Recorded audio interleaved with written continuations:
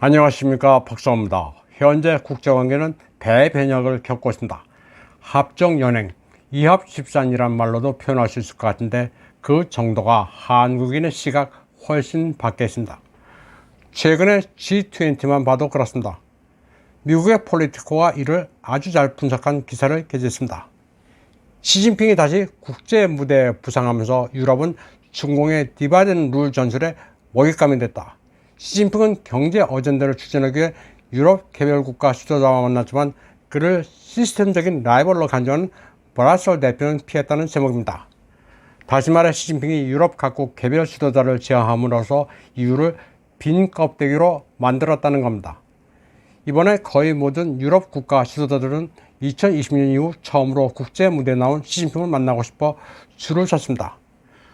폴리티코는 유럽연합 특정 회원국의 이익을 이용해 개별 격파하는 수법으로 브라셀의 유럽연합을 무력화한 중공의 외교 책략을 아주 정확하게 분석했습니다. 2013년 브라셀은 태양광 패널, 화웨이 통신 장비 이슈를 계기로 베이징과 무역 전쟁을 벌이기 시작했고 중공은 즉각 프랑스와 스페인산 와인에 대해 보복 제재를 취했습니다. 때문에 프랑스와 스페인은 브라셀의 불만을 품게 됐고 유럽연합의 내분이 싹 텄습니다. 발리에서 시진핑은 아주 노련하게 개별 국가와 접촉했습니다.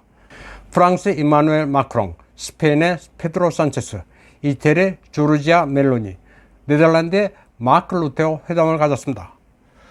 중공은 유럽연합이 자국을 체제 경쟁 대상으로 간주하는 것을 견제하기 위해 이번에 접촉한 개별 국가들이 유럽연합의 영향력을 행사해 주기를 기대하고 있습니다. 시진핑은 자신에게 접근해온 유럽 개별국가 정상과는 반갑게 만났지만 유럽연합 집행위원장 우어줄라 폰데어 라이엔이나 이사회 의장 찰스 미셸과는 만나지 않았습니다. 시진핑이 네덜란드의 마크 루테와 만난 의도는 명백합니다. 네덜란드의 반도체 기기 제조업체 ASML이 중요하기 때문입니다. 유럽연합이 반도체 같은 하이테크 영역에서 중공에 대해 장벽을 구축하지 않도록 신경을 써달라는 겁니다. 시진핑은 마크 루테와의 회담에서 네덜란드가 유럽연합에 대해 개방과 협조 방침을 추진해 주기를 희망한다고 말했습니다. 스페인의 페드로 산체스에게는 중공이 스페인의 관광산업을 견인하고 있다면서 이 부분에서의 협력을 주문했습니다. 이태리의 멜라니에게는 고급 제품을 수입해 주겠다면서 그녀의 방중을 권유했습니다. 프랑스의 마크롱은 시진핑에게 비즈니스의 확대를 제의했습니다. 특히 항공산업과 핵 발전에서 협력할 게 많다면서 시진핑에게 구애했습니다. 마크롱은 미국 앵글로 섹슨 연합이 자신의 뒤통수를 치고 있다는 감정을 품고 있습니다. 때문에 이를 견제하는 차원에서 시진핑에게 접근하고 있습니다. 시진핑의 디바이드 룰은 프랑스에 아주 주요했습니다. 마크롱은 시진핑에 대해 전혀 적대적인 태도를 취하지 않았고 오히려 잘 보이려 했습니다. 그에게 3연임을 축하한다고 말했고 시진핑은 서서히 입이 찢어졌습니다. 마크롱은 내년에 중공을 방문한다고 밝히면서 시진핑이 러시아에 압력을 행사해 평화가 정착될 수 있도록 조정자 역할을 해주기를 기대한다고 말했습니다. 폴리티코는 이런 마크롱을 비판했습니다.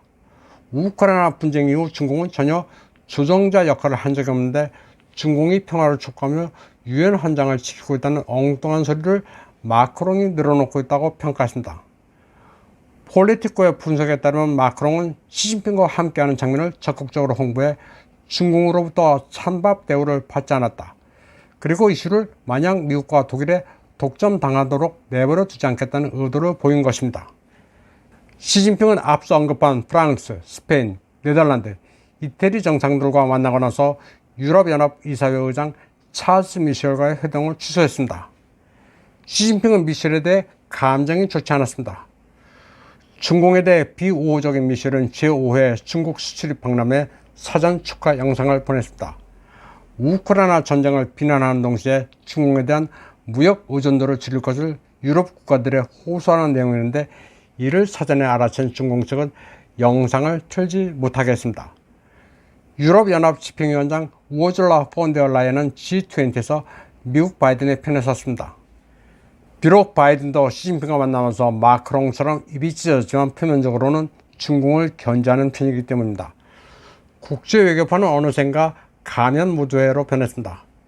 다 속을 감추고 딴짓을 하거나 서로를 배반하고 있습니다. 시진핑이 유럽 4개국 정상들과 화기애애한 대화를 나눈 때문인지 G20에서 중국에 대한 유럽연합의 공동된 메시지는 없었습니다. 시진핑의 각계 격파 전술이 먹힌 겁니다. 지금까지 전해드린 내용은 미국 폴리티코지 내용 그대로입니다. 친중이냐 반중이냐 떠들 필요도 없이 이게 드라이한 팩트입니다. 우리가 실컷 조건 간의 중공의 외교 책략은 아주 뛰어납니다. 중공이 외교적으로 고립됐다고 한국인들은 흔히 생각하지만 사실은 그렇지 않습니다. 현실을 있는 대로 냉정히 바라봐야 합니다. 보고 싶은 대로 보고 믿고 싶은 대로 믿으면 좀비가 되는 것입니다. 폴리티코는 그나마 미국 매체 중에서는 가장 읽을 만한 가치가 있습니다.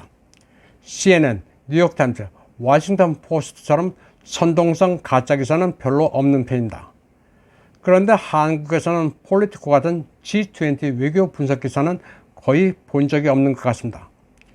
윤석열 대통령 부부 발리에서 생긴 일이란 제목으로 YTN이 보도한 것을 보면 참 희한하다는 생각이 듭니다. 발리에서 생긴 일은 드라마 제목인데 이건 또 뭔가 하는 생각입니다. 발리 G20 정상회담 환영 만찬 장면을 원거리에서 촬영했는데 대통령 일행이 입장하자 동물뱅이를 파서 보여주고 있습니다. 그러더니 김건희 여사 윤 대통령에게 손짓하며 무언가 말하는 모습이란 자막과 함께 대통령 부부의 모습을 보여줍니다. 그러면서 대통령 부부의 대화 내용은 정확히 알 수 없으나 시진핑 주석 또는 빈살만 왕세자를 보며 대화한 것으로 추정한다고 전했습니다. 환영 만찬이니 당연히 참석하는 행사인데 발리에서 무슨 일이 생기기는 뭐가 생겼는지는 저도 잘 모르겠습니다. 동글뱅이까지 파서 국민의 알 권리를 충족시켜준다는 차원인 것 같기는 합니다. 아시아에서도 힘의 균형추가 미국에서 중국이나 러시아 쪽으로 움직이는 모양새입니다. 로이드 오스틴 미 국방장관은 월요일 인도네시아를 방문해 프라보워 수비안토 국방장관과 만났습니다. 이 자리에서 오스틴은 미국은 자유롭고 개방된 인도 태평양이라는 공동의 비전을 갖고 인도네시아와 협력한다고 말했습니다. 인도 태평양에서는 당장 중공 그리고 세계적으로는 러시아까지 염두에 둔 발언이었습니다. 그러나 수비안토 장관은 좀 다른 뉘앙스였습니다. 인도네시아는 모든 국가, 특히 모든 강대국과 최선의 관계를 유지하려 노력한다고 말했습니다. 지정학적 중립 입장을 상기시키는 발언이었습니다.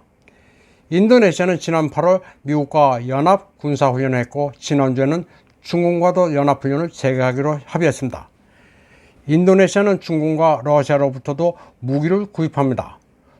수비안토 장관은 또 인도네시아는 러시아, 중국과 오랜 관계를 유지하고 있고 무기도 조달한다면서 독립된 주권국가로서 그럴 권리가 있다고 말했습니다. 그리고 중국과 영해 분쟁이 있기는 하지만 협상으로 해결할 문제라고도 했습니다. 한국의 일각에서는 인도네시아가 KF-21 사업에서 계약을 안 지켰다면서 상종할 국가가 아니라고 난리를 치는 이들도 있습니다.